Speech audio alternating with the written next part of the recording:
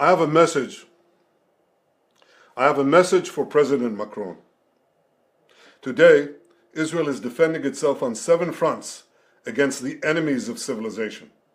We're fighting in Gaza against Hamas, those savages who murdered, raped, beheaded, and burned our people on October 7th. We're fighting in Lebanon against Hezbollah, the most heavily armed terror organization in the world, which was planning an even greater massacre than October 7th on our northern border, and that has rocketed Israeli towns and cities for nearly a year.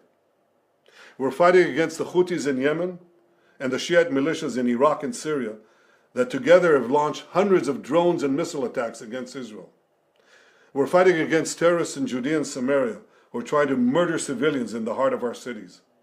And we're fighting against Iran, which last week fired over 200 ballistic missiles directly at Israel, and which stands behind the 7-front war against Israel. As Israel fights the forces of barbarism led by Iran, all civilized countries should be standing firmly by Israel's side. Yet President Macron and some other Western leaders are now calling for an arms embargo against Israel. Shame on them. Is Iran imposing an arms embargo on Hezbollah, on the Houthis, on Hamas, and on its other proxies? Of course not. The axis of terror stands together. But countries who supposedly oppose this terror axis call for an arms embargo on Israel. What a disgrace. Well, let me tell you this. Israel will win with or without their support.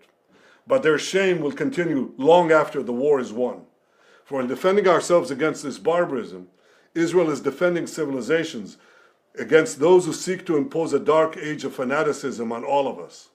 Rest assured, Israel will fight until the battle is won, for our sake and for the sake of the peace and security of the entire world.